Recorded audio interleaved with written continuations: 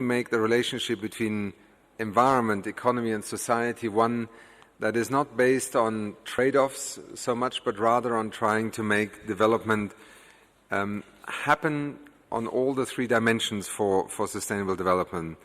I'm also very pleased to see that Bhutan and its Gross National Happiness Index has been one of the experiences that we have seen. Good evening, sir, welcome. That in some ways almost pioneered the challenge to established paradigms of measuring progress. And as you know, when a magazine like The Economist begins to write repeatedly about an index such as gross national happiness, then even the most classical economic debate is taking note. Let's also remember that at Rio +20, the notion of moving beyond GDP became a call that heads of state and government issued. And we have also seen since then, for instance, in the context of the European Union, the concept of the circular economy gaining momentum. Now, in UNEP, we have tried to work on these different approaches under the heading of a transition towards an inclusive green economy. In some countries, the notion of a green economy is equated to an economically dominated paradigm, and I think it is always important that that was never the intention. On the contrary, what we wanted to challenge was the dominant paradigm of economics that is often invoked and link it to what is now a very natural logic emerging out of the 2030 agenda. But also the imperatives of trying to figure out how in the real world of a globalized economy, different economic models and decisions and outcomes such as the Paris Agreement, which calls for no less than a reinventing of our economies over the next 50 years, not only in the energy sector, but actually in the transport sector, in agriculture, in mobility, in infrastructure management. And so when in UNEP we often use as a heading this notion of an inclusive green economy, it echoes to multiple approaches that are not in the first instance defined by a singular economic paradigm.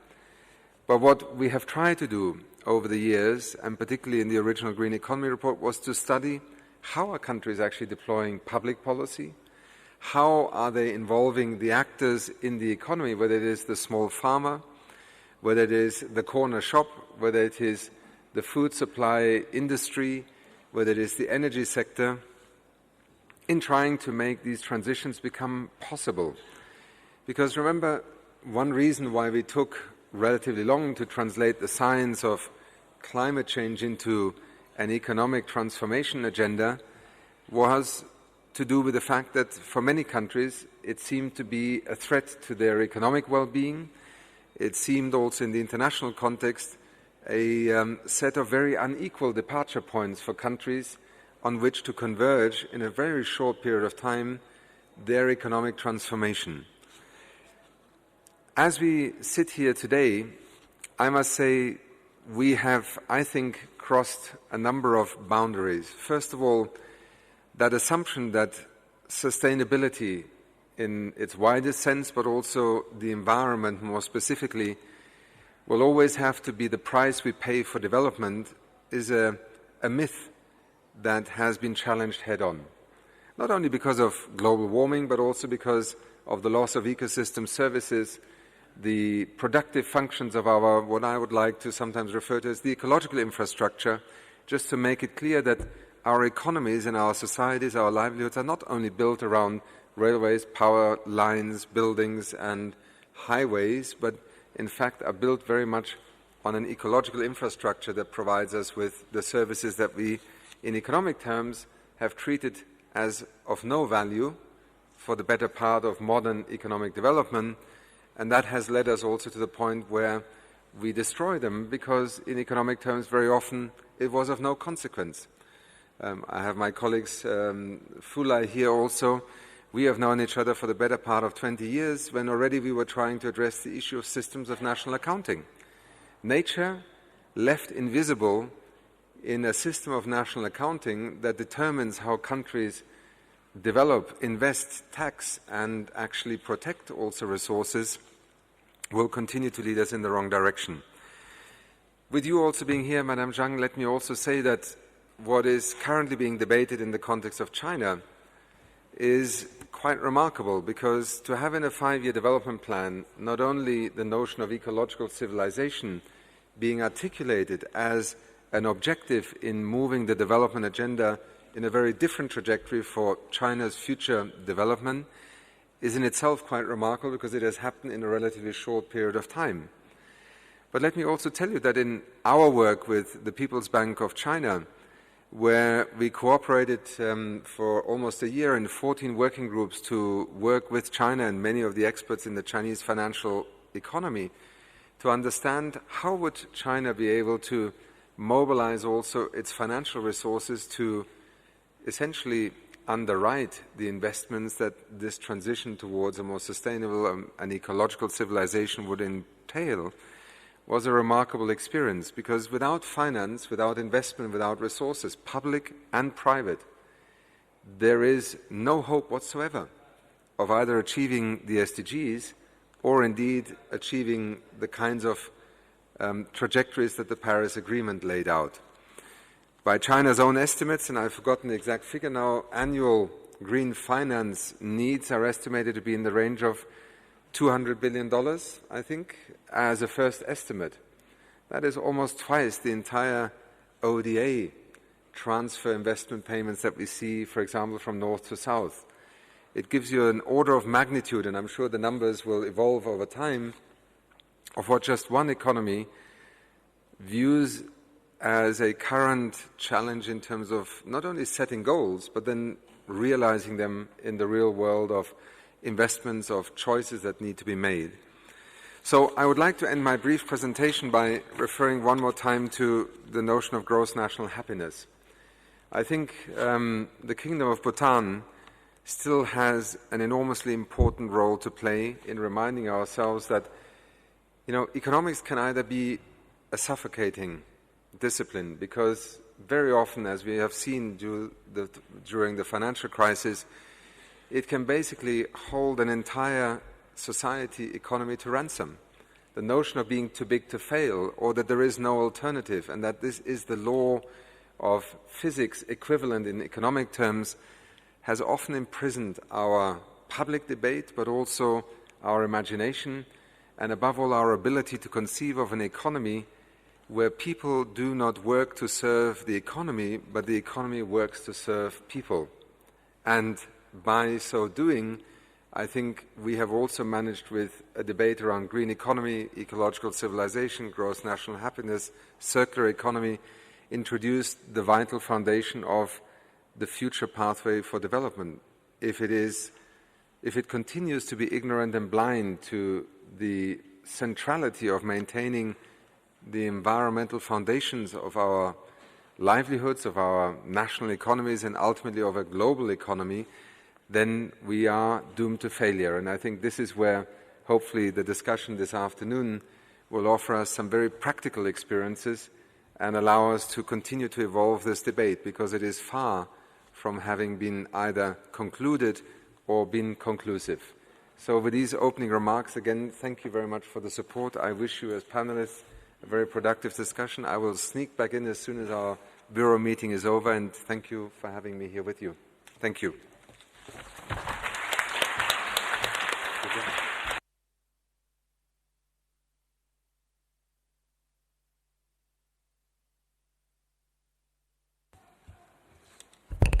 Okay, so thank you very much. And firstly, I would like to thank Mr. Steiner, although he's leaving now, and Excellencies, distinguished guests, delegates, ladies and gentlemen, good evening. So it's really my great pleasure to be here today on this high-level workshop. On behalf of Ministry of Environmental Protection of China, and as a co-host of this event, I would like to extend my warm welcome to all of you here today. Thank you for being with us and discuss on the important issues of sustainable development. And I know that there are quite a lot of dynamic events happening tonight. And when you come here, you also sacrifice the parties outside. So this also shows that the topic today is really very interesting and important. Just as Mr. Steiner mentioned, in the year 2013, a UNEP Governing Council decision acknowledged different pathways on sustainable development. In response to this decision, the Chinese government and UNEP began working together to collect and share related information. The subsequent UNEP report, Multiple Pathways to Sustainable Development, Initial Findings from the Global South, was published in the year 2015, provides examples of 4 countries' pathways to sustainable development. And then, in the following year, a UNEA resolution again emphasized the different approaches, visions, models, and tools to achieve environmental sustainability in the context of sustainable development and poverty eradication. Since then, UNEP has collected information on 4 additional pathways towards a detailed report introducing China's ecological civilization approach. And these 2 new reports will be released this Thursday here at UNEA. Ladies and gentlemen, in the past year, the global discourse on sustainable development has reached a new height after the adoption of the 2030 Agenda on Sustainable Development, the SDGs, and also the Paris Agreement. The delivery of the bold and ambitious goals and targets in these global agreements requires countries around the world to work together and act on the mission set for us so that our future generations can have a decent life. There is an old Chinese saying, one key opens one lock. So different countries really have different development stages and environmental situation. They also face different environmental challenges and development priorities. This means that there is no one-size-fits-all model for sustainable development, and the country has to choose the most appropriate pathways that meet their own particular circumstances. In China, ecological civilization, as our pathway to sustainable development, is receiving unprecedented attention from governments at all levels and the public at large. We surpassed economic growth in the past 3 decades. We have also paid a heavy environmental price. To address the dilemmas between the economic development and environmental constraints, we are finally pursuing a development that is socially inclusive and environmentally friendly. Since 2007, China has devoted great efforts in developing the ecological civilization approach and established it as a long-term strategy vital to China's modernization and our people's well-being. And in 2012, our government has also incorporated eco-civilization into a 5-in-1 blueprint, which means a resource-saving, environmentally society that seeks to integrate ecological development with economic and social development. And since then, mission and vision of ecological civilization have been set and concrete actions have been taken. I may give you some figures just to demonstrate the results of building the ecological civilization in China.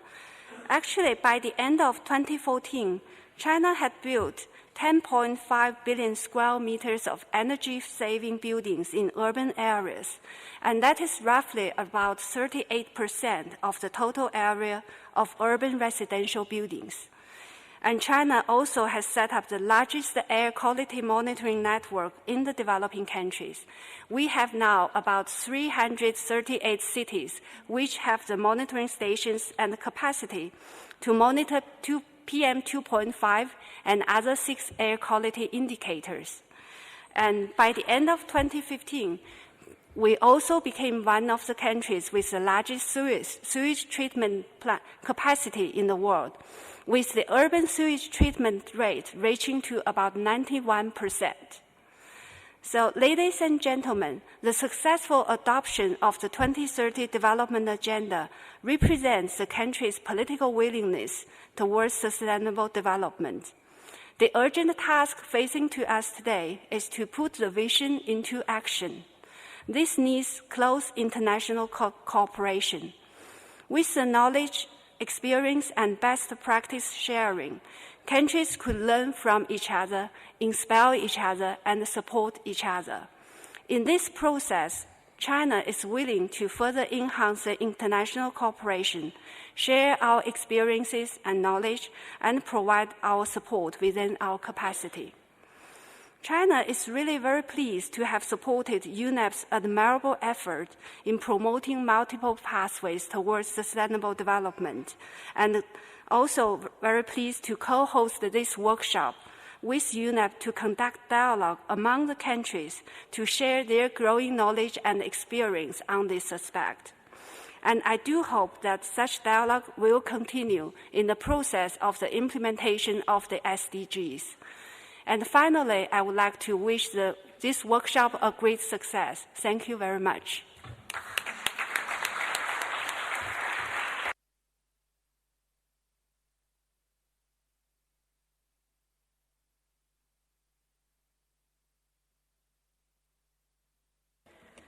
Good afternoon. Good evening. I'm going to stand up because I've been sitting for the last 3 hours and I really need to be stretching my legs. But first, let me thank Madame Zhang for her wonderful speech, but also for the great support that UNEP has had on multiple pathways from China, but also congratulate China for the great work that it's doing in promoting ecological civilization and the benefits that we already see.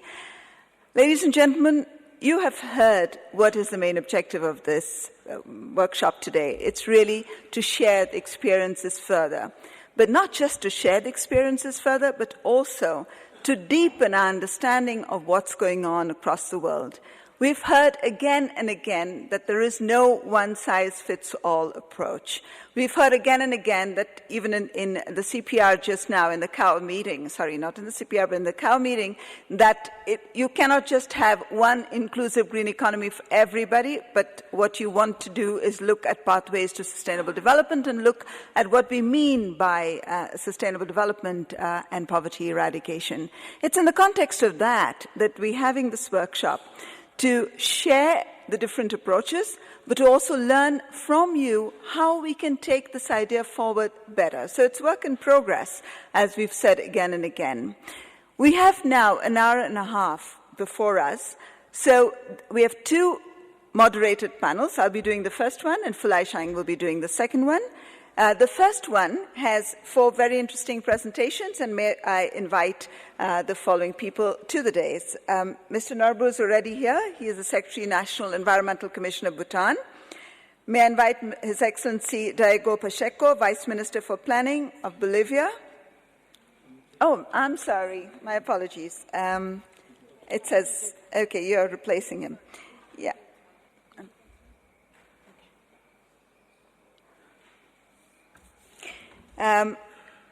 Mr. Sultanov, the Chairman of the National Statistics Commission of the Kyrgyz Republic.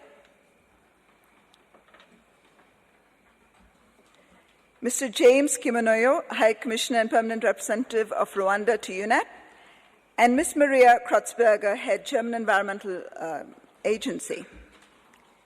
Welcome to all of you. May I request you to please join us here?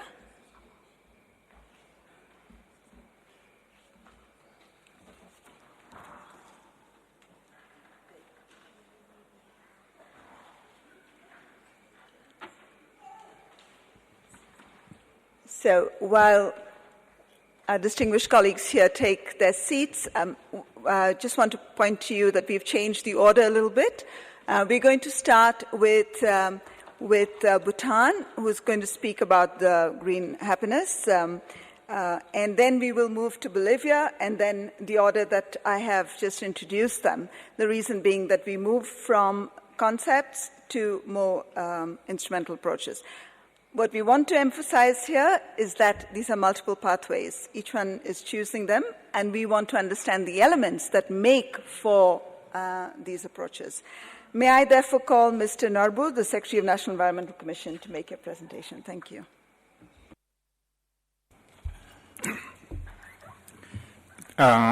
Thank you. To talk about gross national happiness, I have to go way back in 1970s. In 1970s, our fourth king, Jimmy Singye Wangshu, was crowned. At that time, he is around 17 years old. At the same time, in that period, the concept of gross national happiness was born. Not only that, during that period in 1974, the first forest policy was also framed. And in that forest policy, a minimum of 60% of total land under forest must be maintained. That was in 1970s. Later, when we had our National Environment Protection Act 2007, this 60% was also featured. And with the introduction of democracy, our Constitution 2008 also reflects 60% of forest cover to be maintained in perpetuity. Now, given that background, with the concept of gross national happiness, we recognize 4 pillars to gross national happiness. One is economic, other is culture, environment, and good governance. And today I was asked to talk on how GNH is operationalized. Back at home, what our institutes, agencies have done is, first, the government has created Gross National Happiness Commission to mainstream gross national happiness in our sector plans. Then they developed Gross National Happiness Index with 9 domains and its indicators that captures the common aspiration of Bhutanese people, adopted as a development framework. Following that, 2 tools, GNH indicators, policy screening tools were developed. And after every 2 years, we carried out gross national survey, happiness survey, to assess the progress and sharpen the policy interventions towards gross national happiness. Now, we do follow 5-year planning cycle.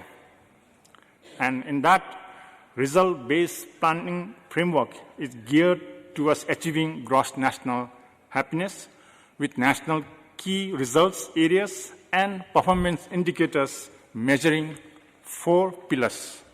If I have to talk about it, it will at least take about half an hour.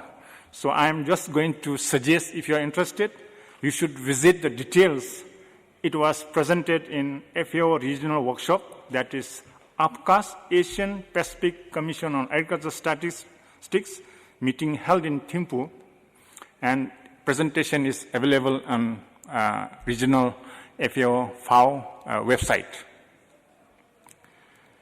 Now, just to give you one example, one of the pillars is preservation of environment. Now, how it is reflected into our planning framework. Under the planning framework, we have national key result areas. Under that, we look at carbon neutral. And when we talk about carbon neutral, under the key performance indicators, we measure greenhouse gas emission. That's one example.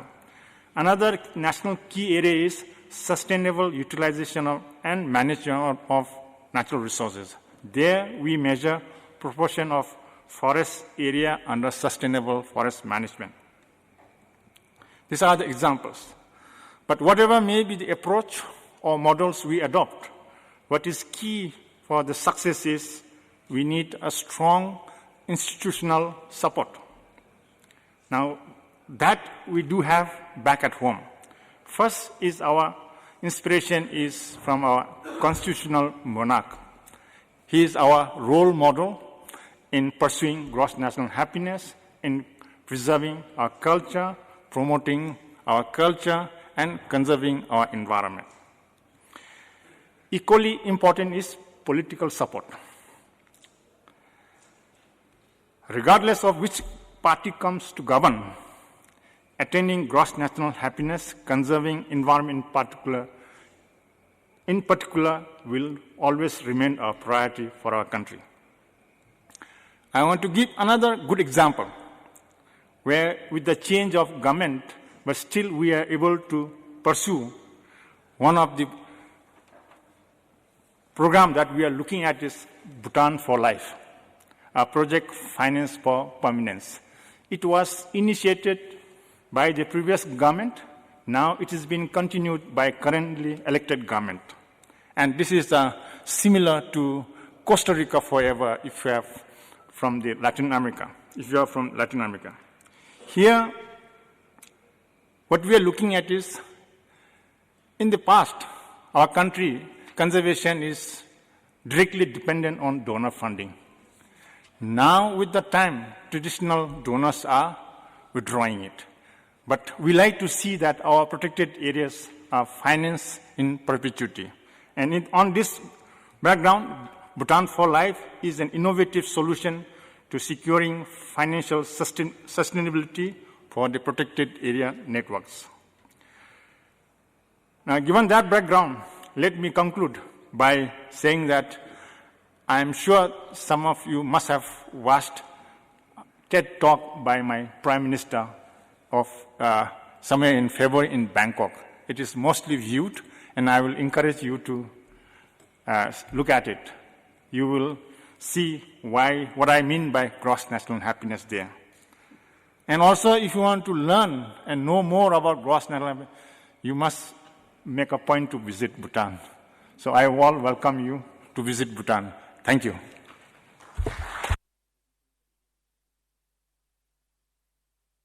Thank you very much, Mr. Narbu. I want to pick the 4 things that he identified because I think we will come back to this. And I do have a question for the audience after we finish with the speakers. So please keep this in mind. How can these approaches help countries towards sustainable development goals, the SDGs? So pick out the elements which you think can help, because that's the idea of taking this whole workshop forward. So, Mr. Narbu, you've identified that the gross national happiness had 4 pillars. It introduced key policy interventions to take it forward. You had a results-based framework in place in order to ensure that this is monitored, and there were surveys in place so that you could continuously get feedback loops into what was working, what was not working. And finally, you also said that this was possible because of strong institutions, strong values in the system itself, but also continuous political support to the concept of gross national happiness, irrespective of what party was in power. So this, to me, is a kind of I cannot do justice to gross national happiness, and the Prime Minister's speech is really one of the most inspirational speeches I've heard in my life, so it really is worth listening to. But just for the purposes of our thinking, these are the elements that have come up from Mr. Narbu. So thank you very much. Let me now turn to Ivy Beltram of Bolivia. Madam, my question to you is, the concept of living well reflects your country's unique worldview. And it's a very important worldview. We need to understand it much better. How would you frame this relationship between living well and sustainable development? It would really, if you could give us some examples of this in practice so one could absorb this and to take it forward. Thank you very much. Okay, thank you. Muchísimas gracias por la presentación. Y de pronto, hacer una reflexión. Consideramos que no es un enfoque único. Al contrario, es un enfoque compartido por diferentes culturas. There are many things that are specific to us, but they are shared by many other cultures as well. So I think that this is something that exists even before the colonization. You understand very well this concept of happiness, this concept of respecting environmental functions, and this emphasis that we put on happiness is emphasis that others put on that part of life. That means that we need to live in harmony with Earth. Perhaps what we should talk about now is what we have done in the past. Bolivia has worked a lot on indigenous and local communities. We recognized them in 2008. There was a letter to Mr. Morales at the United Nations calling on saving the world from capitalism. And the United Nations declared and defined an International Day for Earth, or an International Earth Day, and recognized, now it's recognized that living in harmony with the Earth is an essential thing. So I would say that it's an alternative model of capitalism where we try to define a development pathway that would be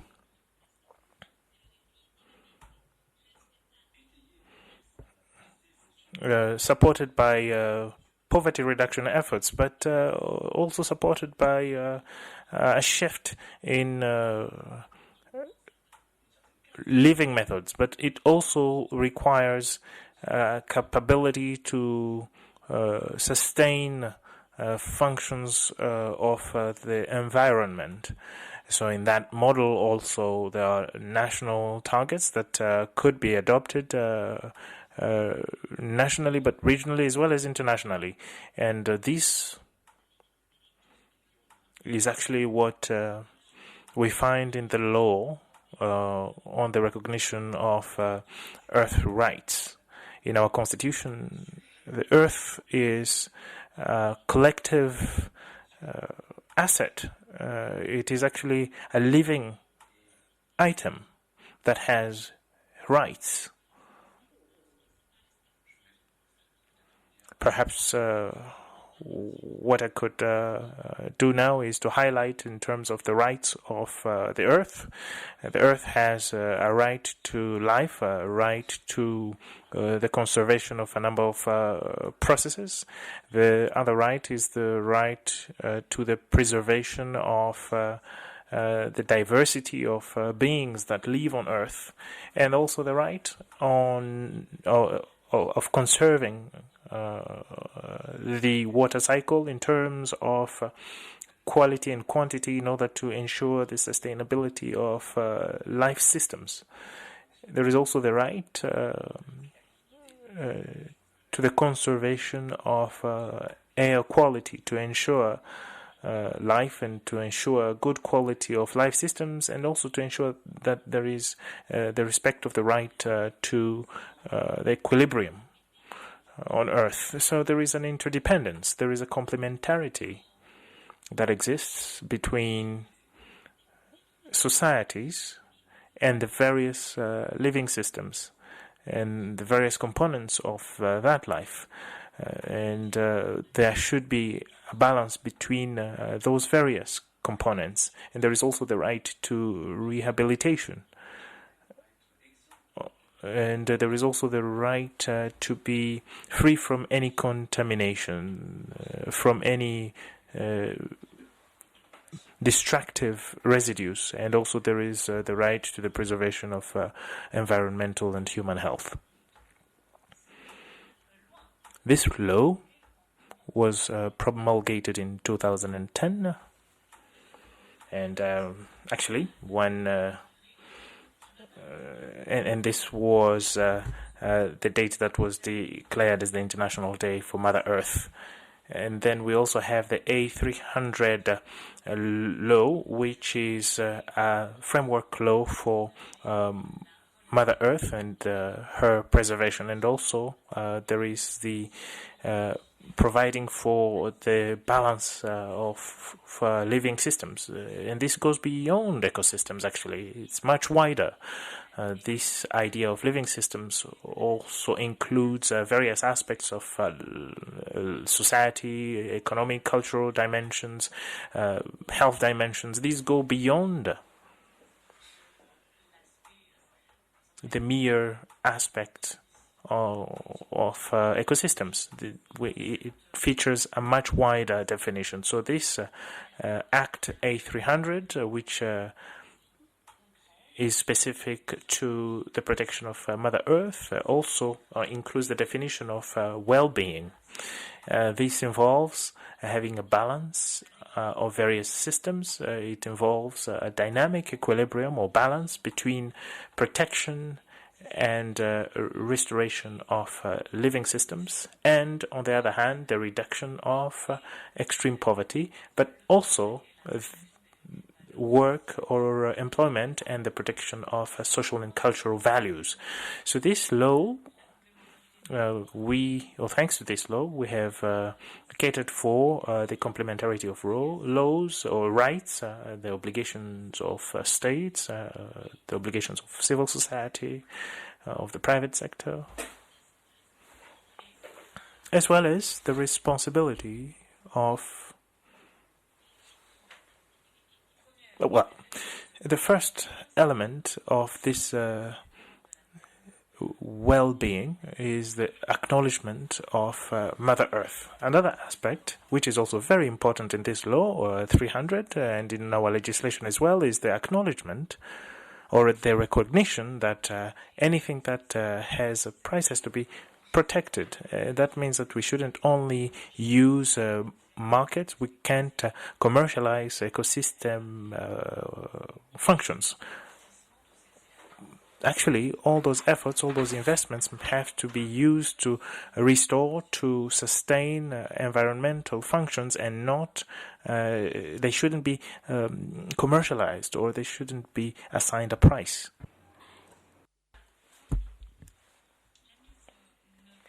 The practical implementation of these actions of well-being progress, we have progressed well. We still have challenges to surmount, but when we talk about a balance, for instance, that the representation, think about a triangle. Within that triangle, there are environmental functions, and we need to have that balance between the environmental functions and the links with regard to the fight against poverty. And thirdly, the third angle, the sustainable production systems. When we talk about balance with regard to these three angles of a triangle, we are talking about the implementation of an economic model. For example, in Bolivia, we have worked on changing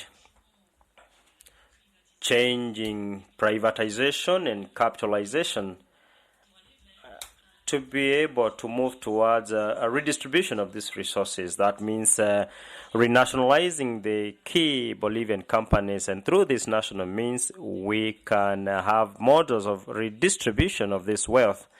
And that aspect has allowed us to reduce extreme poverty by 30%, from 38% to 18%. And the rate of development, the unemployment rate went down to 4%, and the relation between the rich and the poor was significantly reduced. Therefore, there are indicators that are very precise and that show that moving from capitalization to nationalization represents very positive aspects for the people. With regard to the environmental functions and the production systems, we have been able to make up indicators that can reflect the parameters that can establish basic references.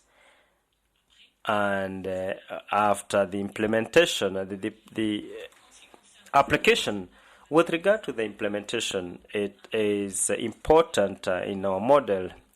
Therefore, there is the non-commercialization of environmental functions and integrated and sustainable development with the preservation of knowledge and indigenous knowledge, and the respect and the balance between the rights of the people in development and without compromising the environmental functions, and to preserve the biological and cultural diversity that is very important, and to also underscore the importance of the rights of indigenous people. And regarding a number of examples of concrete activities, we have developed programs, water programs that are projects that have enabled us to have wholesome development in a number of rural communities, therefore respecting the water cycle and with regard to the sources, and also the improvement of the living standards with regard to water consumption and also regarding irrigation. Furthermore, we also have programs in terms of electricity through which we have put in place systems of water reservoirs in different regions, and with photovoltaic systems in a number of villages and towns in very remote areas. Coming on to the restoration of environmental functions, we have a program of restoration, environmental restoration in 22 municipalities with around 1 million people for these municipalities, and therefore especially in Petit-Tikaka region we have different programs in terms of residues, for example, from forest. Coming back to this triangle of restoring the environmental functions and the production systems. Therefore, this system, this program, and all the aspects that have enabled us to give benefits to the people. Thank you very much. Thank you very much for that. It's so rich that I'm afraid I'm going to find it difficult to say. But because I think it's very important for us to capture some of this. I think the key message that Ms. Beltram brings to us is the interdependence and complementarity of environment and human well-being. Not one above the other, but both together. There's a balance. There is a need for a balance and equilibrium between these two paradigms. And what I think you're suggesting is a more holistic approach which brings together the social and the economic systems, and to respect the rights of the environment, but also the rights of indigenous communities and rights of different aspects or different populations in the country. And of course, with that goes the respect for diversity. An important point that you made was not to commodify nature, not to treat everything as capital, but to think of it in terms of what kind of services it can provide to human well-being, and it does not have to have a price tag. I think that's what you said in your presentation. Ladies and gentlemen, this is really very interesting. It's also very interesting because we picked a lot of these ideas along with ideas from Gross National Happiness in the Inclusive Green Economy, and I would strongly recommend you to read it. Don't be too concerned about the term green economy, but the fact that it has elements from what you are talking about. Because at the end of the day, we have to have some narrative which picks from the different worldviews, and that's what we are hoping we can capture. You know, if tomorrow that is not the word that we want to use, we can talk about it, but these are the key things that have come out from your presentation, and thank you very much for that. Let me now turn to Mr. Sultanov from the Kyrgyz Republic. The Kyrgyz Republic has recently joined the Partnership for Action in the Green Economy. So what are your country's key sustainable development issues, and how do you find that this approach helps you? What do you see the major opportunities for such a transition in your country? What are the good points? What are the challenges? Thank you.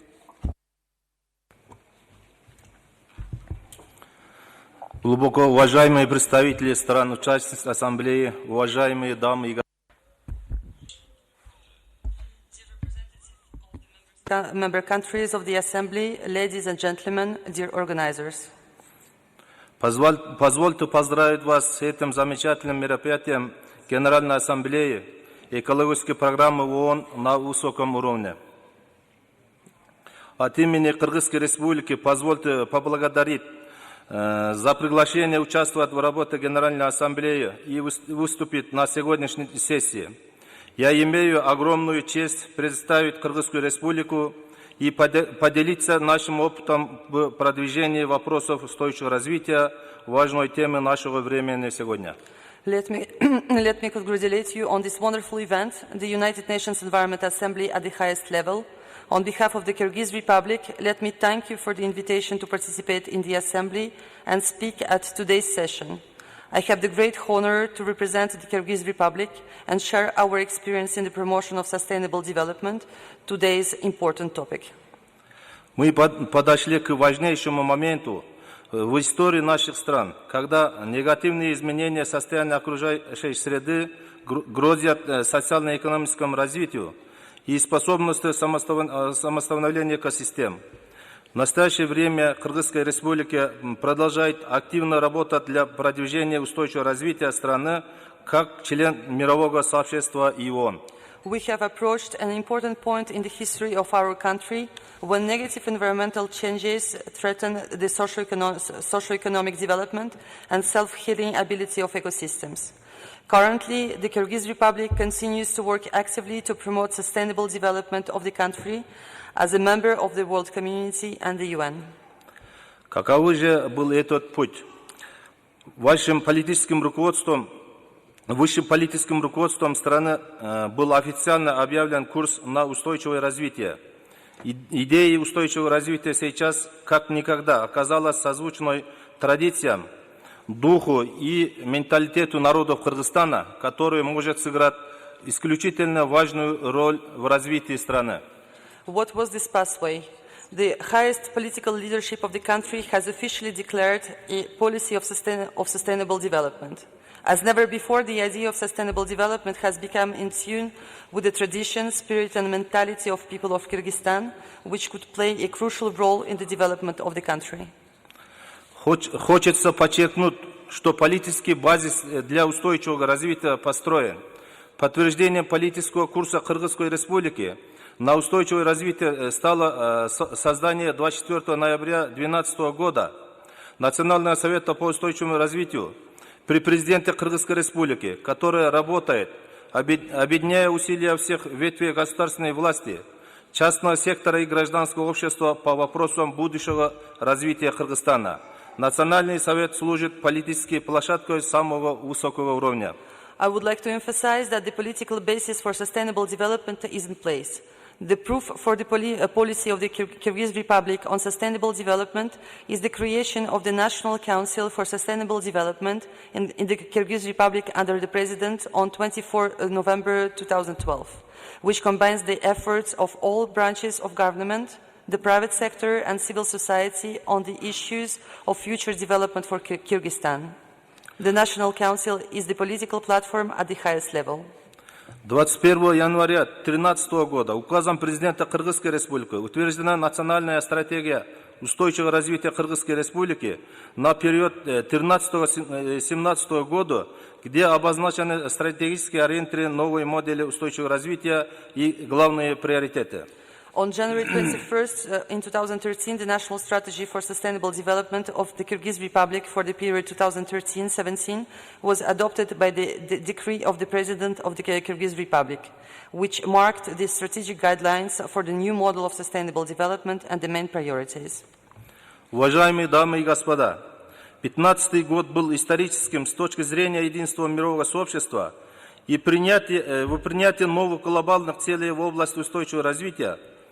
И саммит ООН по устойчивому развитию, прошедший в сентябре 2015 года, одобрил цели в области устойчивого развития до 2030 года. The year 2015 was historic in terms of the unity of the global community in the adoption of new global sustainable development goals. And the UN Summit on Sustainable Development, held in September 2015, encouraged the sustainable development goals for the period of 2015-30. В настоящее время Кыргызская Республика начинает национальный процесс адаптации целей устойчивого развития в стране. Сегодня Национальный статистический комитет принимает активное участие в процессе разработки мониторинга будущих глобальных индикаторов мониторинга ЦУР, как член межучрежденческой экспертной группы по разработке показателей мониторинга ЦУР. At present, the Kyrgyz Republic begins the process of adaptation of national sustainable development goals. Today, the National Statistical Committee is actively involved in the development of monitoring of future global indicators, of monitoring the SDGs as a member of the Interagency Expert Group on the development of monitoring indicators of SDGs. The NSC monitors the green growth indicators existing in the system of state statistics, which are published in annual statistical publications and StatKG mobile application. As a further contribution to activities aimed at sustainable development, I want to emphasize the activities of the National Statistical Committee of the Kyrgyz Republic in natural capital accounting. В планах Нацстаткома до 2019 года предусматривается разработка системы показателей устойчивого развития. И в условиях жестких временных рамок по реализации отдельных задач ЦУР до 2020 года. Сегодня Нацстаткому необходима помощь в построении системы мониторинга показателей устойчивого развития, отвечающую современным требованиям. The strategic plans of the NSC until 2019 provided for the development of a system of sustainable development indicators and under tight time frames for the implementation of individual tasks of the SDGs until 2020. Today, the National Statistical Committee needs assistance in building a system of monitoring for sustainable development that meets more modern requirements. В заключение своего выступления хотел бы особо подчеркнуть, что необходимо твердо и решительно двигаться вперед путем сплочения усилий всех государств, объединения политической воли участников международной жизни к всестороннему взаимодействию для преодоления угроз и вызов во имя сохранения мира и благополучия, созидательного развития для будущих поколений человечества. Благодарю за внимание. In conclusion, I would like to stress on the idea that we must firmly and resolutely move forward by uniting the efforts of all states, political will of the participants of international life, to the full interaction to overcome the threats and challenges in the name of peace and well-being and creative development for future generations of mankind. Thank you for your attention. Thank you very much, Mr. Sultanov. And what you've said to us is something that we've also heard from the earlier speakers, which is a redefinition of the paradigms, a focus on ecosystem services, strong institutions, and now, because of the SDGs, a focus on linking what the thinking was within the country to the SDGs, but also monitoring this in the context of the green growth. Ladies and gentlemen, we're going to change the order again because Ms. Krotzberger has to leave, so I'm going to request her to speak first with indulgence of Mr. James Gimonoyo. So we will do the circular economy first and then come to wealth accounting and valuation of ecosystems services at the end of this panel session. Ms. Krotzberger, over to you, please. Thank you very much for this little change in the panel discussion, also to my neighbor, Mr. Gimonoyo. Yeah, ladies and gentlemen, first of all, also thank you to the UNEP for hosting this really inspiring exchange between very holistic approaches and more concrete strategies, which I was supposed to present here. I was asked to talk a little bit about circular economy in Germany and what have been some of the key successes in Germany. I couldn't mention all of them because, as you know, green economy, sustainable production and lifestyles or the behavior of people and circular economy are very well linked together, and we cannot always look at every aspect of this. But to begin with some general remarks, I think circular economy requires us to think in terms of what is known as material flows. And these material flows take the entire life cycle of raw materials and the products manufactured with them into account. This is very important. It starts with the mining of precious materials and rare earth elements that are needed for production, and it goes right through the moment when these products themselves are recycled. So how did we start and move this approach in Germany? I think the first ideas of closing material cycles were developed in Germany in the field of waste management. We now have more than 40 years experience with environmental sound management of waste, and we are still in the process of developing a circular economy, so it took us a long time. We started with very simple measures like separate collection of metals, of glass, of paper, and based on this, there were further developments, including the recycling of other materials or products like plastics, like batteries, which were very important, and also electrical devices, electrical appliances, or pharmaceuticals. And we made many experiences and observations which we are always happy to share and which may be helpful also for others. Still, I have to admit, we have many knowledge gaps and we are not on the end of this way, but for us also cooperation is very important and we always can learn more and more.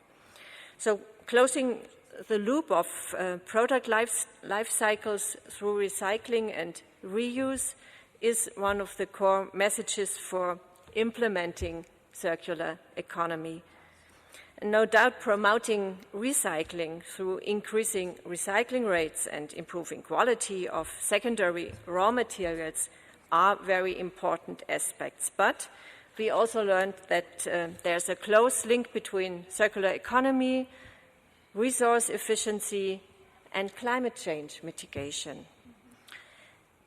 Especially in the discussions, also in the context with the SDGs, we often stress these interdependencies. For example, avoiding methane formation in landfills is a very effective measure to reduce greenhouse gases. And it's at the same time an important contribution for effective circular economy. Another instrument which in particular contributes to waste prevention and recycling is what we call producer responsibility. Examples are packaging or especially electrical and electronic devices. Producer responsibility hands manufacturers the legal responsibility for ensuring that their products are recycled in a high quality, in an environmentally friendly way, and that they are disposed in an environmentally sound manner. And this aspect also leads to another very important point, the careful product design.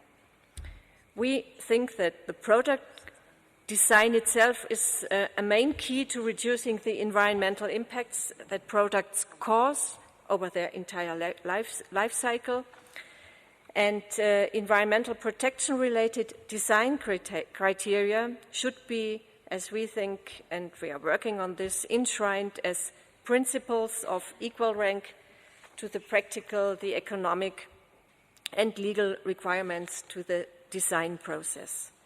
And above all, product design must make use of approaches that increase the lifespan of products. That is very important. And also to make products more easier to repair and to recycle. So I don't talk in this context about another aspect which we think is important, that's the lifestyle and the point that the consumption of resources must diminish absolutely and must decouple from economic growth. That's a very engaged discussion we are leading in Germany right now. I don't go into this. But I was also asked what were the challenges in implementing a circular economy and the greatest challenges. And I think in Germany it was to ban waste landfills and to implement and monitor this ban. This was a very important decision. And still in Europe, landfills and municipal solid waste still pose a major challenge we are discussing right now.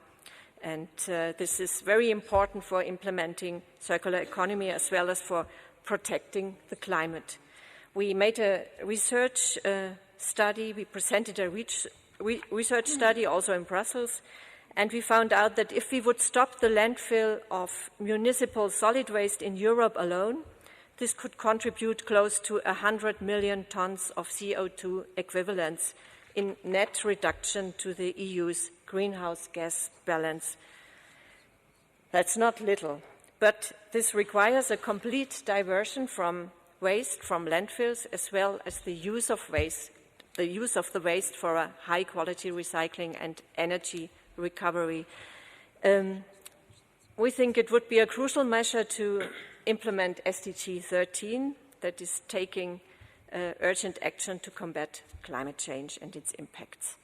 And at the same time, I want to mention that as well, this measure would also create jobs in the waste management sector. In Germany, this sector has grown over the last decades to around 3,000 employees.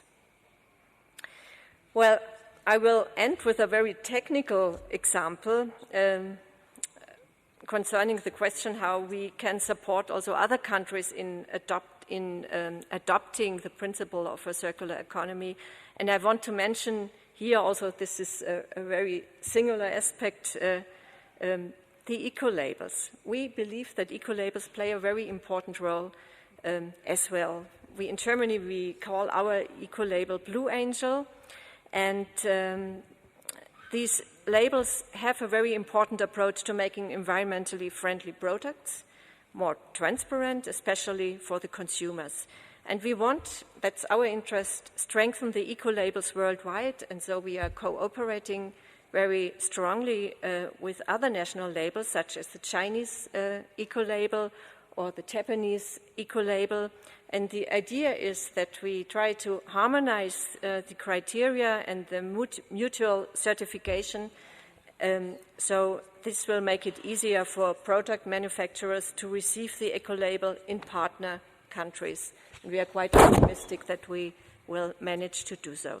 There are many other experiences I would like to share with you, and I can't do this here, but I would like to tell you that we have a very well website in our agency which gives a broad overview about different topics that are relevant for implementing circular economy.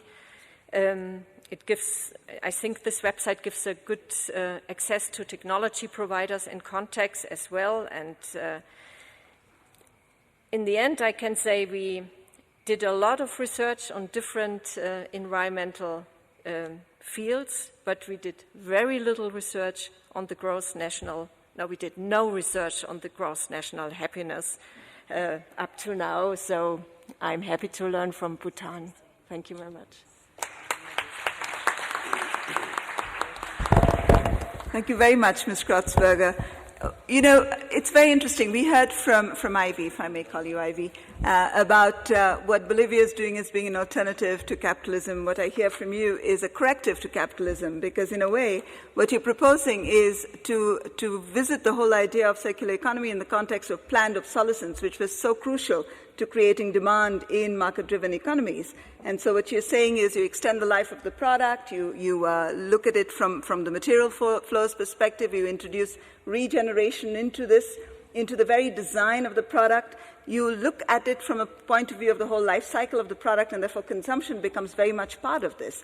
And so you can see, therefore, that circular economy can be one way of correcting some of the ills of what we understood as market-driven approaches earlier, or capitalism earlier. So we're moving towards a kind of a thinking which is, okay, the environment creates, or the kind of economy that we had has created problems for the environment, and now how do we work towards reducing this? And you've picked on producer responsibility, careful product design, and on eco-labels, and closing the loop of the product cycles. I think, and you also link this to job creation, SCPs, and climate change from the point of view of the SDGs. So thank you very much, Ms. Krotzberger. That was sharp, and very useful. I know you have to leave, so whenever you need to, please do so, but thank you very much for being with us this evening. Ladies and gentlemen, I turn to the last speaker, but very important speaker of this panel, which is His Excellency Mr. James Kimonoyo. Rwanda joined the Wealth Accounting and Valuation of Ecosystem Services program in 2013, what is known as WAVES.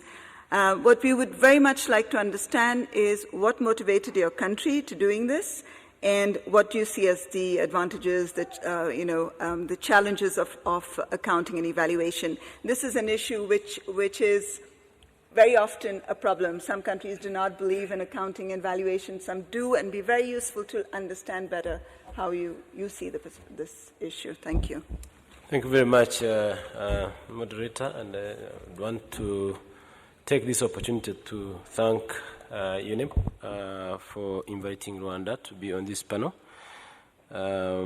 Just as my colleagues on the panel just mentioned, I think what's critical is for us, how do we manage our economic growth in relation to the sustainable development?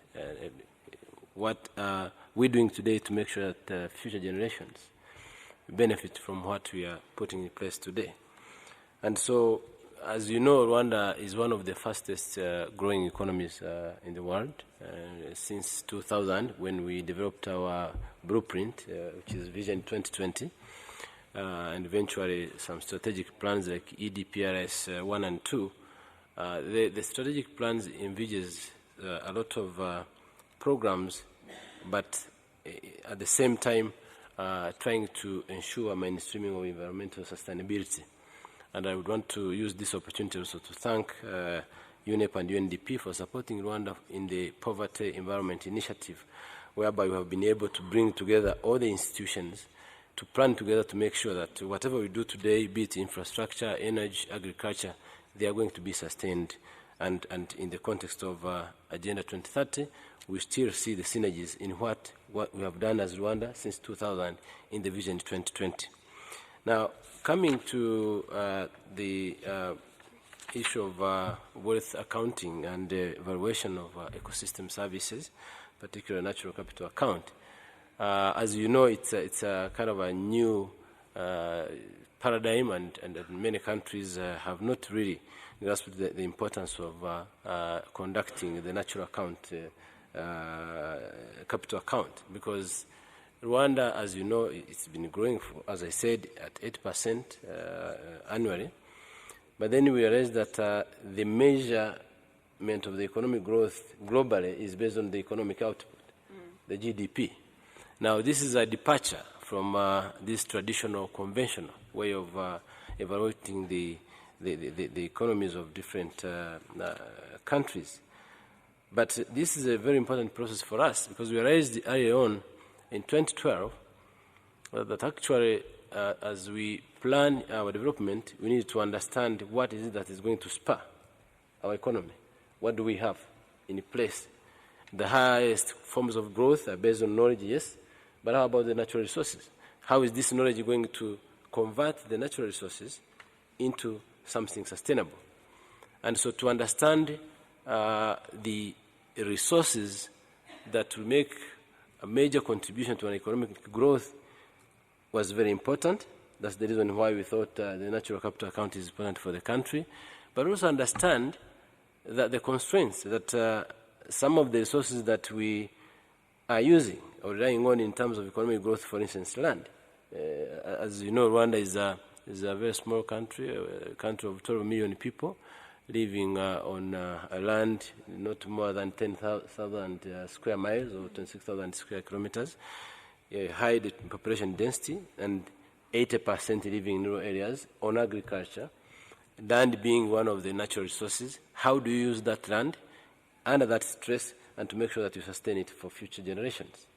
So understanding the resources you have and what is it that they contribute to our economic growth, but also understanding the challenges and constraints so that we take measures ahead of time to make sure that as we pursue our economic development goals, we ensure that this is going to be sustained.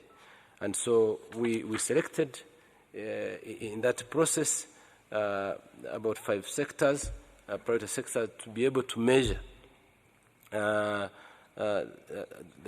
contribution to economic growth, but also how we sustainably use the resources in energy, water, minerals, land, and forests. So far, what has been done is to do the scoping in those areas. What is it that we are going to do to make sure that we implement programs in these particular sectors I just mentioned in a very sustainable way. We expect that at the conclusion of the analysis and understanding exactly how much resources and how much contribution they are going to make to an economic growth, and what are the measures that we are taking to make sure that these resources are used to grow our economy, to transform our country, but in a much more sustainable way. In 2014, there was a large consultative meeting between central and local government, supervised by the Prime Minister and the Minister of Planning, to make sure that in the district development plans and the central government plans, we have synergies, and we ensure that each one of the programs that are under the key priority areas are executed in a very sustainable way. And so the natural capital account has helped us to understand that whatever we've been doing in the last almost 15 years, we've been doing it based on the conventional way of implementing economic investments and so on and so forth. But what have we done to make sure that we understand how much we have in terms of resources and how we are going to utilize them to make sure that we achieve sustainable development? And so there are many programs under those. When I talk about EDPRS 1 and 2, we have different programs, and each one of those, before the Ministry of Planning and Finance provides any funding, you have to justify how or show or illustrate how this program is going to make an impact and how it's going to be sustained. Maybe I stop there. We'll probably cover certain things when the Q&A comes. Thank you very much.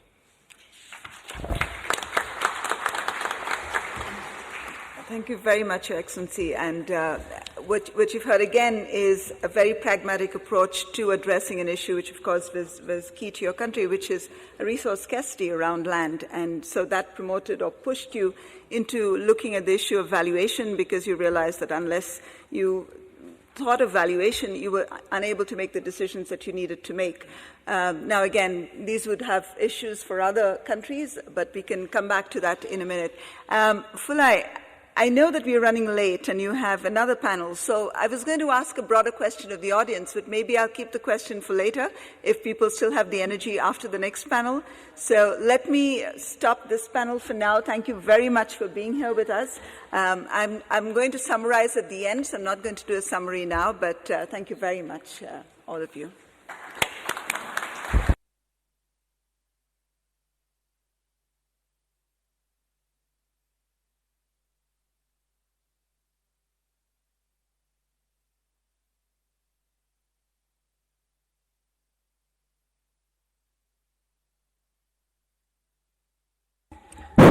May I invite the panelists for our next session to please come forward to the stage.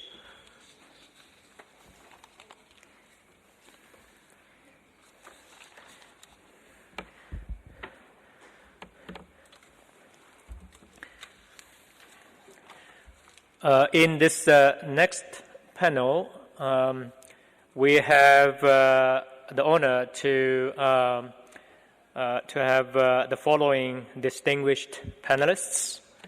Do we have His Excellency Kama from Botswana?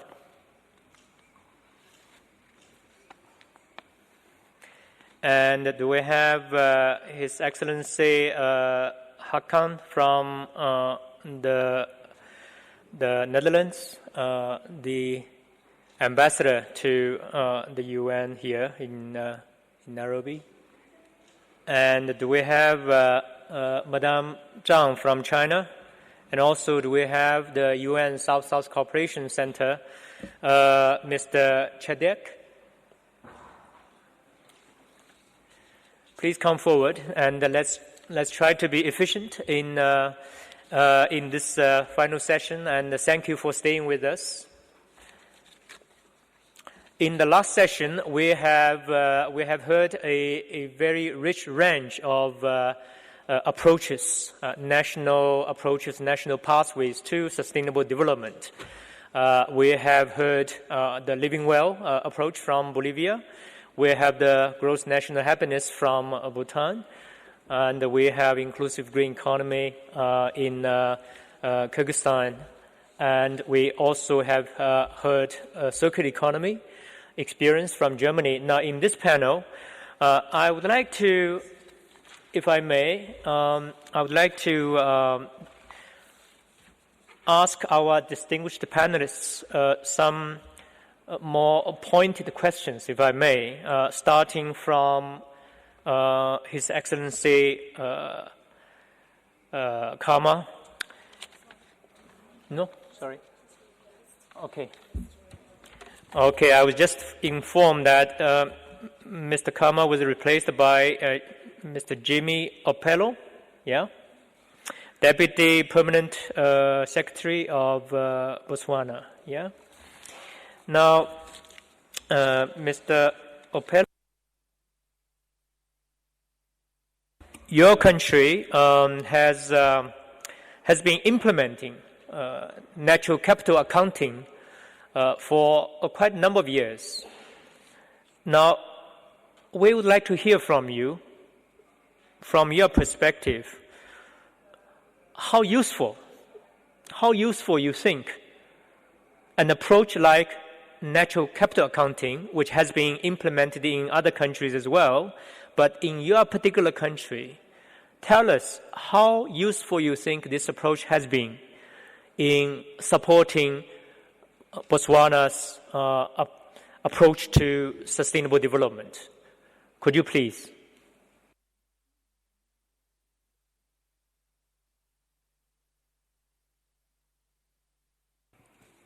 Thank you so much. Thank you so much, Mr. Facilitator. Let me first of all thank the government of the Republic of China and UNEP for making sure that in this event there is a discussion of this nature where we learn from each other as the global community. The issue of wealth accounting for natural resource in Botswana is not that very long in place, but what I would like to state here is the fact that we are into the program of waves where we take accounts of our natural resources. And the whole objective of doing this exercise is to know how much of our natural capital is out there. And we're basically doing this for the purpose of planning. And we have, if I take you a little bit back in the history of Botswana, since independence, and that goes back to 50 years ago, there has been in place and still is the National Development Program. Now, this National Development Program is a 6-year cycle upon which the country goes through a level of planning that takes into account the socio-economic aspect as well as the environment and the development that people will need. This has served us well, but with the emerging trends and emerging situation, we have come to realize as a country that sustainable development cannot be achieved merely through the process of cash flow accounting that does not take into account how much of the natural resources that we live on, the consumption patterns and the reserves that is available. This is simply because the type of planning that we undertake in Botswana comes from the fact that we have long envisaged the concept and definition of sustainable development. Those of you who were there at the first Rio conference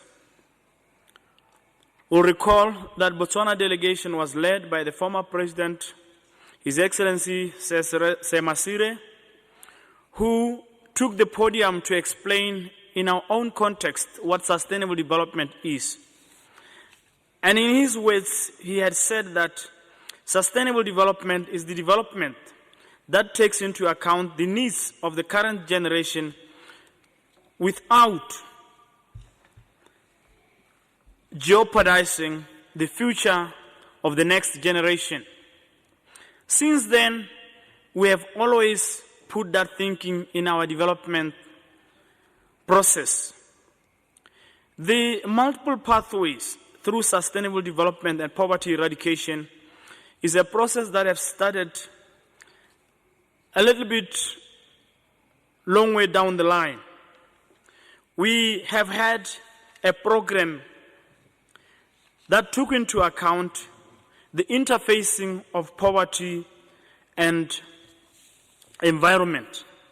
But I want to highlight from the beginning here that in order for us, from our experience, to have sustainable environment being meaningful and taking place in a manner that will yield results for everybody else, there is need to first of all put into place the mechanisms that will address social equity, the sustainable consumption of the natural resources, which is the natural capital, as well as the environment, the health of the environment.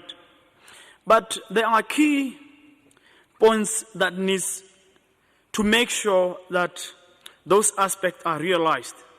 And first in the line of order is good governance. In the case of Botswana, we have been very fortunate in that we have had good governance since independence. The next thing is what other people have already indicated, and that is the political will. The political will, as I mentioned, in Rio 1992, was there from the previous president, His Excellency Semasire. The current president is a renowned environmentalist and a conservationist who believes in taking care of the environment that takes care of its people through good governance. There is also the need for the supporting structures. Sustainable development and poverty eradication from... Mr. Bella, would you be able to focus on the nature capital? Okay, please. Sustainable development to be realized with poverty eradication cannot be achieved without proper structures in place. But in terms of the value of natural capital, Botswana as a country, as I indicated, has come to convince itself that the development of the country lies primarily by taking care of its natural capital. And here, by natural capital, in the context of Botswana, we are looking at the biodiversity and the ecosystems that we have, the essence of valuing it. If I take an example of tourism, the tourism in Botswana is a thriving sector, and it thrives because we have taken care of the biodiversity in terms of wildlife. This wildlife is the one that is an attraction to the global community. We've also taken measures to make sure we create the financing mechanism to take care of the biodiversity, what is also called the biofin. Within the Vision 2036, we have made it in the planning process that accounting for the natural capital is going to be the cornerstone of the development process in the new development path. In other words, what we are talking of is a situation where we value our minerals. We will need to know how much of minerals we have and what they cost in terms of the social life and in terms of the economic sense. We need to know how much of the energy do we have, how much of the water do we have. And in that process, it has made it easy for us to plan for the consumption patterns and to plan for the future in taking account of the resources that we have. This is an experience that we have wanted very much to share with yourself. It's a process that is iterative. It is still growing. And we have, on conclusion, we have now put in place what is called National Strategy for Sustainable Development. This is a framework that outlines how the natural capital is going to be used as a yardstick to determine the economic development of our country. I thank you. Thank you, Mr. Opelo, for sharing with us the Botswana's experience in using natural capital accounting, wealth accounting, and in particular with a very strong emphasis being to know what is out there and also to really find out how important the country's biodiversity, wildlife, ecosystem can be for sustaining a very important economic sector such as tourism. So thank you very much, Mr. Opelo, for sharing that experience with us. Now, let me come to His Excellency Marken. I know you are from the Netherlands, but you are here to speak about the European Union's circular economy experience. In the last session, we already heard the presentation from Germany, the national experience in implementing circular economy in Germany. But now, I would like to turn to His Excellency Marken to share with us how the European Union supports its member states, how the Union supports its member states in implementing this very important strategy which runs across the European Union. Would you like to please share with us? Thank you very much, Chair, and thank you very much, People's Republic of China and UNEP for organizing this session. Indeed, the subject will be our actions in Europe, but I will touch a little bit on the Netherlands as well, if you don't mind. If you extrapolate the current developments when it comes to production, consumption, and population growth, then by 2050, we will need 3 planets to sustain ourselves. And it's clear that this linear development cannot be sustained in the way it is going now. And the thinking has literally to turn around into circular thinking. And I think that the circular economy is the concept that we are now adopting in Europe, and that is being supported in Europe, in the EU, by the EU Action Plan on Circular Economy. It is a support by the EU to its member states when it comes to circular economy and the implementation of this concept, which is very much a set of measures that has been drawn up by the Commission in order to support, for the next 3 years, in order to support these initiatives. Now, if you ask member states to follow some duties and requirements when it comes to the environment, like recycling of waste, recycling targets in various countries, it also needs to be supported. And waste as a resource is one of these examples where countries that do choose to follow this path, and there are funds available to support them in these innovative approaches.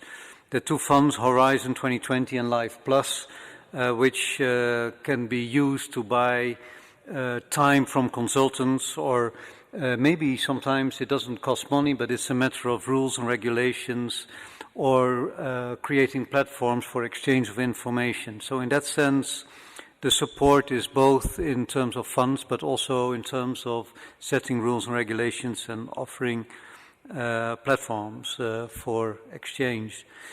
Now, the question that has been asked sometimes, that if you start recycling on a big scale, doesn't it mean that developing countries will export less because they are the ones who are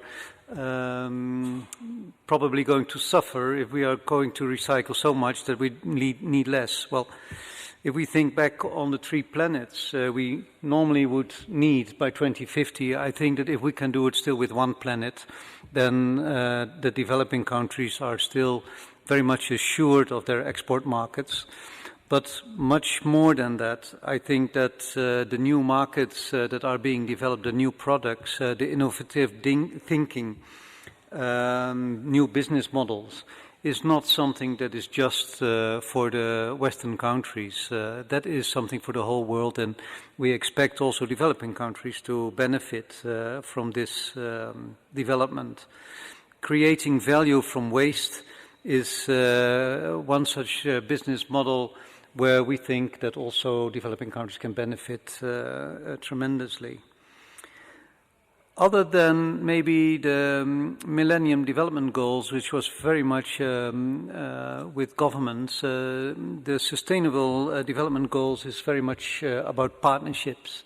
We can't do it alone as governments. We need partners in civil society, in private sector.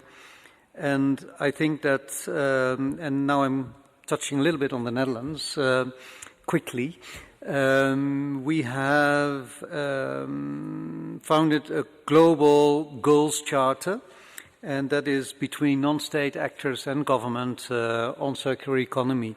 And that charter has already some 60 non-state actors that are now cooperating with government on the Sustainable Development Goals, on the 2030 agenda. And of course, we do hope that this concept is being replicated within the EU, but also beyond.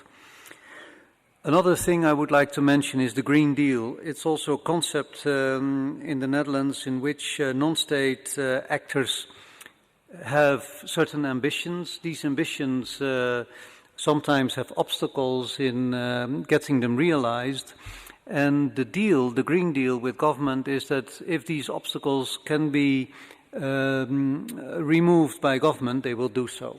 So in that sense, it is a Green Deal that is between non-state actors and government on the obstacles to a green future, where government is committed to take away these obstacles. And at this moment, there are about 200 Green Deals already in the Netherlands, again, with a multitude of partners being involved in these deals. And we also have one international one already, which is called the North Sea Resources Roundabout, which is about the transport of waste in the countries bordering the North Sea. Now, coming to UNEP and coming back to the emphasis on partnerships, like we've done in our opening statement, nobody, not UNEP, not the governments can do this alone. We do need non-state actors, we need private sector, and we also hope that when it comes to realizing 2030 SDGs, that also UNEP will become a platform to exchange ideas like tonight, in which the ones who are implementing are benefiting from each other's experience. So, thank you very much, sir. Thank you. Thank you, His Excellency Ambassador Marken, for sharing with us not only the experience from the EU in terms of how EU supports its member states in implementing a circular economy through not only through funding support but also through norms, norm setting, rules and standards. And in addition, I'm also very intrigued by the Dutch Green Deals, which is basically, government signing agreements with non-state actors regarding how to overcome obstacles in transitioning into a green future. Very, very intriguing, and I think if in the future we are going to have a forum like this, wherever it may be, it will be very, very interesting to have a more complete exposition of the Dutch experience. And hopefully written up by your Dutch colleagues back home. So thanks again, and let me now quickly switch to China, Madame Zhang, and we have already heard in your opening remarks some reference, some introduction to China's ecological civilization approach to sustainable development. Here, I would like you to give us one example, one success story of how China implements ecological civilization. Okay, just give me one successful example. Thank you. Okay, so thank you very much. And well, just to be very simple, I just give you directly to the moderator's question to give you the example on how actually the effectiveness of implementation of the eco-civilization strategy. So I may give you the example to see one city in China, and that is the city of Shenzhen, which is the neighboring city of Hong Kong. And as it is a kind of pilot city in implementing China's opening up policy. So its economy has developed very fast in the past years, and it has been one of the front runners in terms of economic development among the Chinese cities. However, this fast economic development also provides environmental degradation, and especially for the air pollution. So in those years, the air pollution has been a very serious problem in this city. And for instance, I may give you an example data to show that how serious the air pollution in the city was. Actually, in the year 2004, the city was suffered from the smog in half of the year. So that means more than 100 days of the year, the citizens in the city suffered from the haze.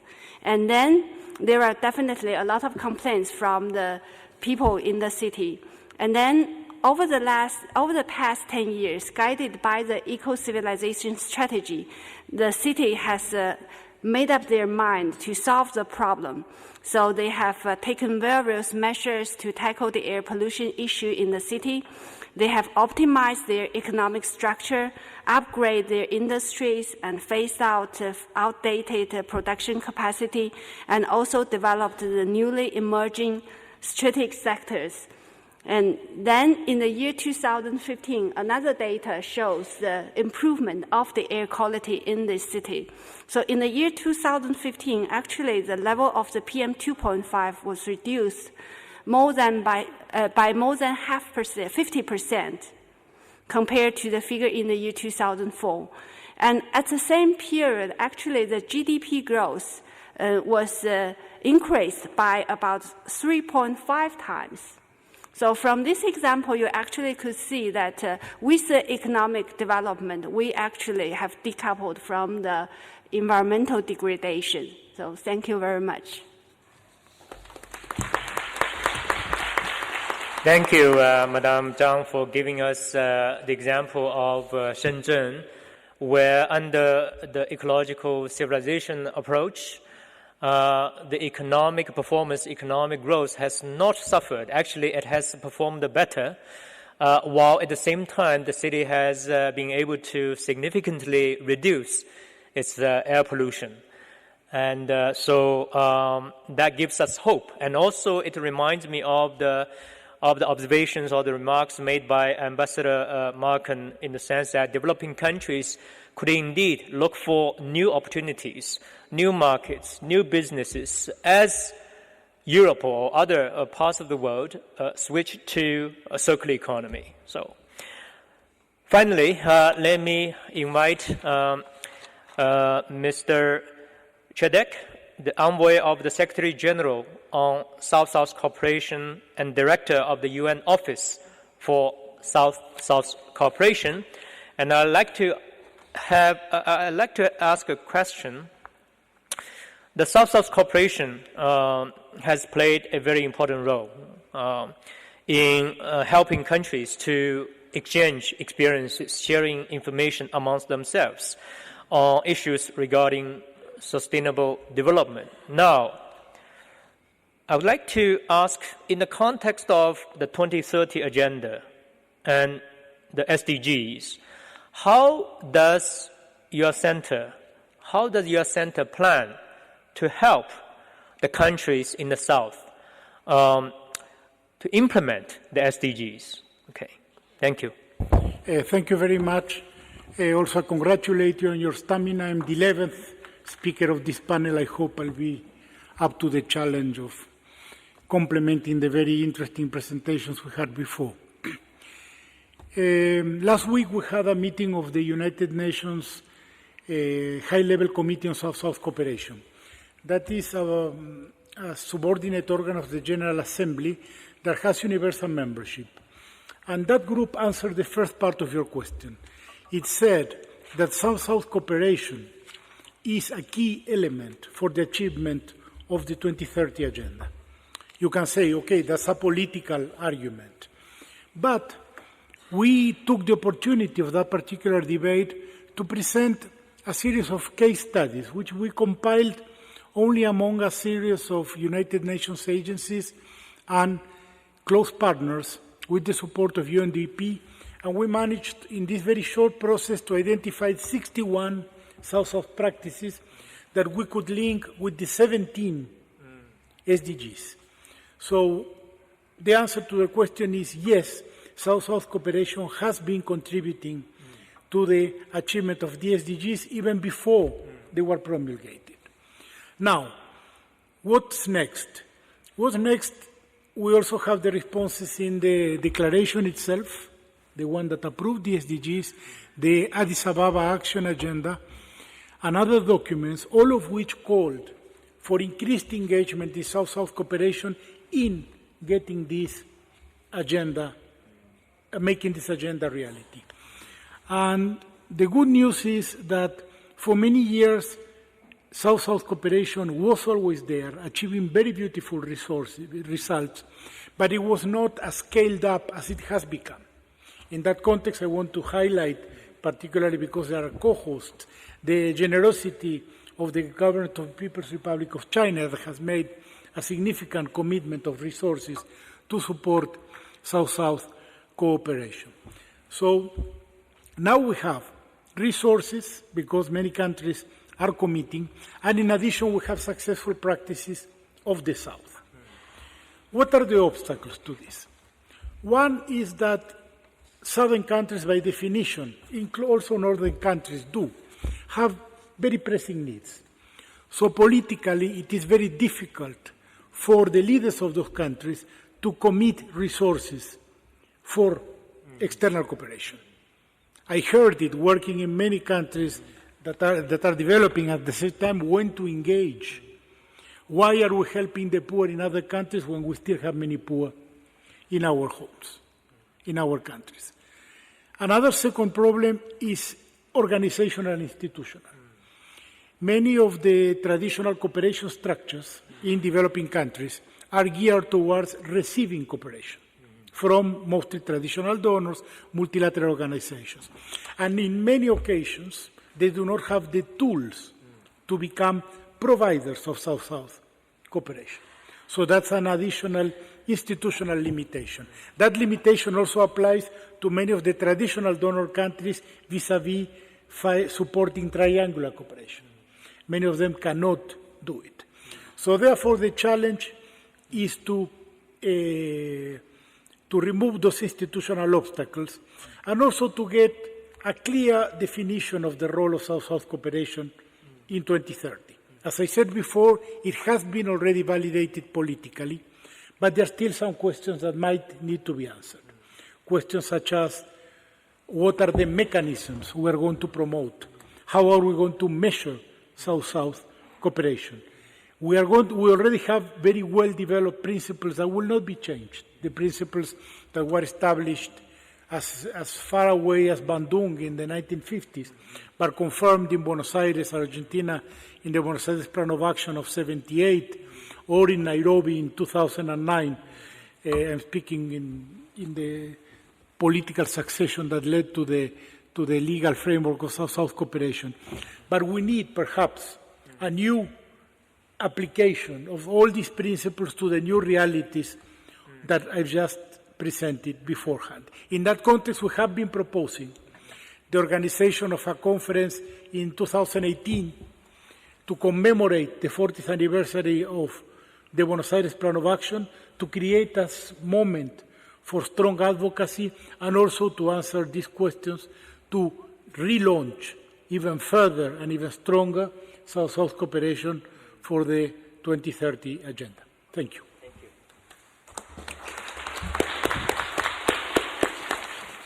Thank you very much for sharing with us the experience from the South-South Cooperation Center and the Modern Center, because South-South Cooperation has existed for many, many years. As you rightly mentioned, South-South Cooperation existed even before the 2030 Agenda or SDGs were defined. And of course, there are challenges moving forward, not in terms of principles, but more in terms of institutional mechanisms and how do we strengthen the implementation and make South-South Cooperation more operational. So thank you very much. Now I know we have approached the final minutes, but I still would like to invite any question or any comment from the floor. In particular, I would like to hear, at least from one intervention, if I may, on how UNEP or any other international organization can support the countries, whether in the south or in the north, to do better in terms of sharing their experience and strategies related to sustainable development in the future. Because this will be very important for us to consider what we need to do in the future in this particular area of promoting the sharing of experiences of multiple pathways to sustainable development. So, is there any comment, any intervention from the floor? At least one to make me feel better.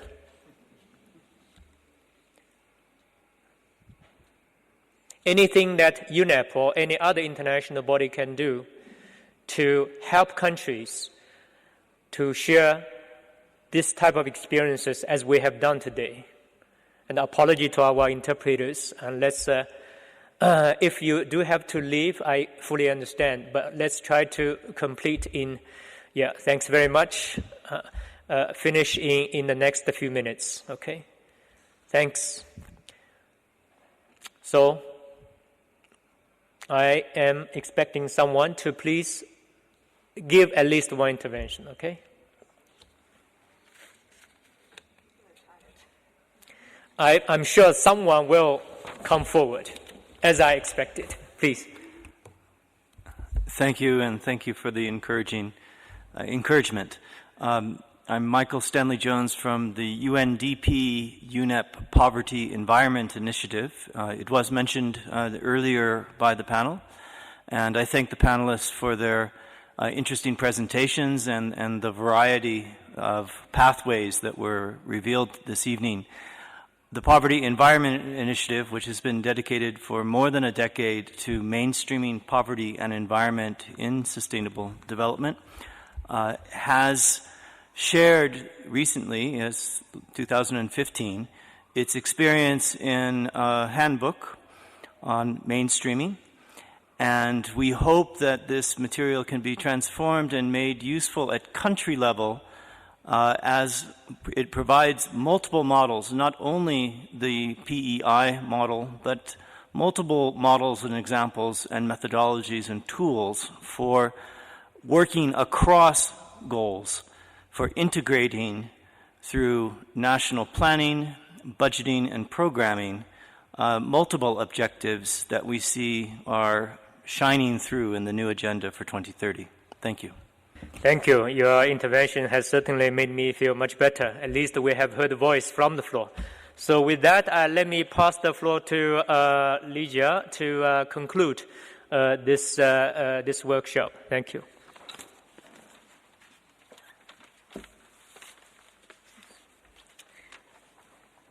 Thank you very much, Phula, and thank you to all the participants for being here today, and to you for being here. I know it's been a long day. We ourselves are very tired, but this was an important workshop for us, for not just for us, UNEP, but for all of us at UNEA, because it was very much part of a very clear mandate that was given to UNEP at the last UNEA to collect and share countries' experiences in sustainable development. We want to make it very clear that we don't think there is any one way to achieve sustainable development. There are multiple pathways. You've just heard the Poverty Environment Initiative. You've heard 8 or 10 different ones here. And so the clear message that's coming out is that there are many pathways to sustainable development. And there is absolutely no doubt in our minds about this. I'm not going to summarize each of those, what people have said, although we do have a summary and we can share it with you later. But just in the interest of time, and because I know that people would like to catch a drink if the drinks are still going on, I'm just going to make some few points that have emerged from this discussion. One, that you have a very clear, no cookie cutter, no one size fits all. We started with that, we end with that, because that's obvious. But while each approach is unique, we know that sustainable development that we've been hearing, the pathways to which are very clearly telling us that we want to move away from an economic growth which is just about economic growth in the traditional sense. And so people are more and more talking of happiness, of human well-being, of social equity, of sustainable consumption, and of the importance of environment health, which is one of the overarching themes of even this UNEA. So what is it that we hear again and again and again from everybody who spoke today? Hello, the paradigm in which we are working of economic growth is not holding up. We need something else. We need something which speaks to the various different domains, social and environment. But each of us has a different way of going to it. And, we support all of them. They're not mutually exclusive. They complement each other. And the purpose of having workshops like this, the purpose of the work that China has been supporting us in the South-South cooperation as well as in sharing all these perspectives, is to see how we can improve from learning from each other. I was just speaking to Ivy on this inclusive green economy that we have, and she says, why another one? Another one in the sense that we had a green economy model, and we had some feedback which said this had to be improved, that had to be improved in terms of redistribution, in terms of consumption. The investment parts, the production parts were fine, but the others needed to be improved.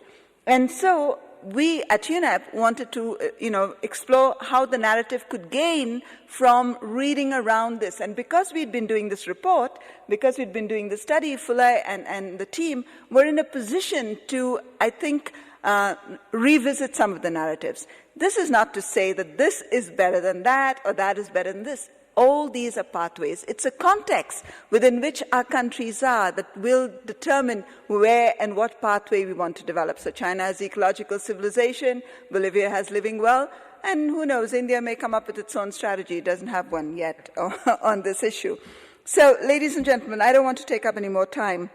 I just want to say that we hope that this workshop, helps us to keep talking about the alternatives that are available and to keep improving on the alternatives, because no one has found a completely perfect way yet. But having said that, thank you very much for being here. Thank you to the panelists for all the support and for the energy that you have showed. And above all, thank you to China for the support for this workshop and for all the work that's gone behind this. Thank you very much.